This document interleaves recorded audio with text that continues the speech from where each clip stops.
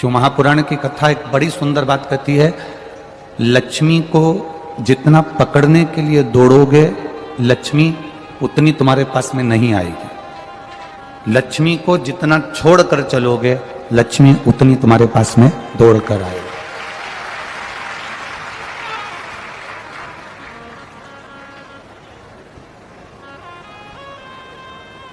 आप जितना सुख को चाहने का प्रयास करोगे कि मुझे सुख मिल जाए, मुझे सुख प्राप्त हो जाए, मुझे सुख मिले, सुख प्राप्त हो जाए, उसको ढूंढने का जितना प्रयास करोगे वो सुख तुमको प्राप्त नहीं होने वाला। हाँ, सुख को छोड़ो और परमात्मा को ढूंढने का प्रयास करो तो सुख अपने आप दौड़कर तुम्हारे पास में आ जाएगा। आप सुख को छोड़कर जितना सुख को पकड़ने का प्रयास करोगे, जितना सुख ढूंढने का प्रयास करोगे, उतना सुख तुम्हारे पास में नहीं आए। आप सुख को ढूंढना बंद कर दो।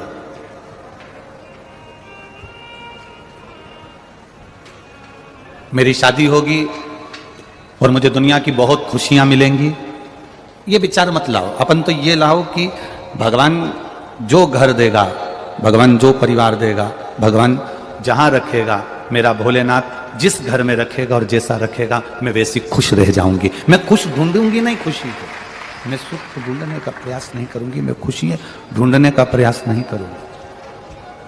वो जैसा रखेगा मैं वैसी रहूंगा। मैं दुकान खोल लूंगा, फिर धीरे धीरे करके मॉल बना लूंगा, धीरे धीरे करके बंगला ले लूंगा, धीरे धीरे कर गाड़ियां ले लूंगा। ना ना, आप ये विचार करो कि मेरा भोलेनाथ एक छोटी सी दुकान खोल रहा है, मेरा भोलेनाथ इस दुकान के अंदर बैठेगा, मेरा भोलेनाथ दुकान चलाएगा, मेरा भोलेनाथ व्यापारी बनकर बैठेगा, मेरा भोलेनाथ ग्राहक बनकर आएगा और मेरा भोलेनाथ मेरे परिवार की परवरिश करेगा। वो चाहेगा तो इसी में 4 चांद लगाकर भले जो वो कराएगा हम वो कर लेंगे।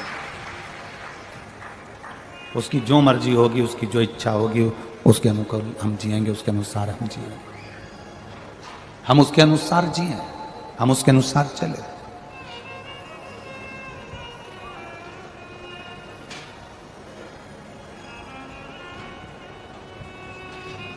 चुप रहने में, मौन रहने में जो सुख है वो सुख दुनिया का कहीं नहीं है।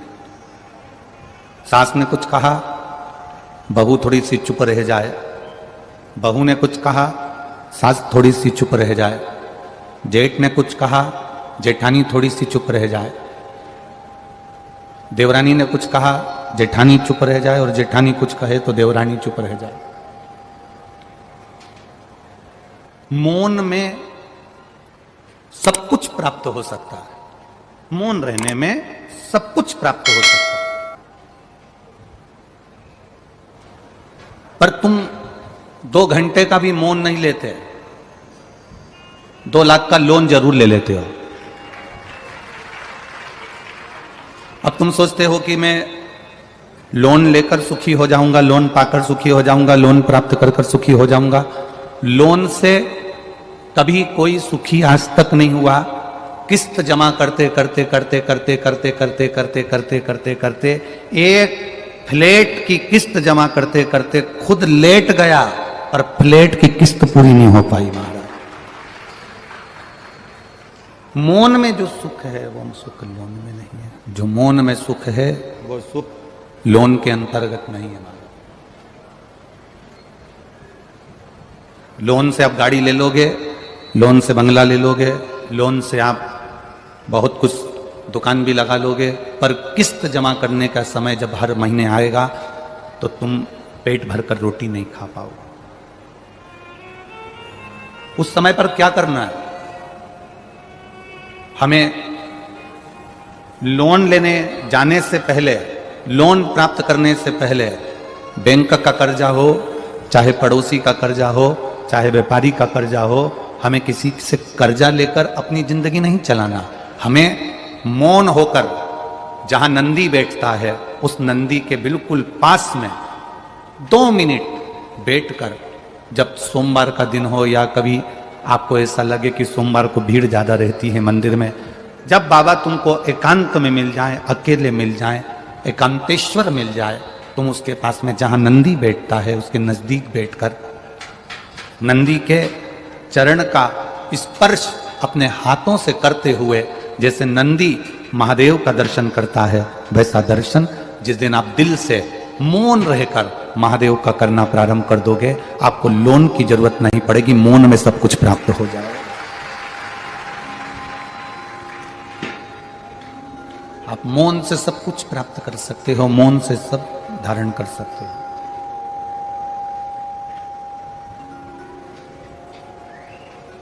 नंदीश्वर के केवल चरणारविंद का स्पर्श कर कर भी हम अगर देवादिदेव महादेव का दर्शन कर रहे हैं, शिवलिंग का दर्शन कर रहे हैं, तो उसमें सुख है हमारा, उसमें आनंद है हमारा।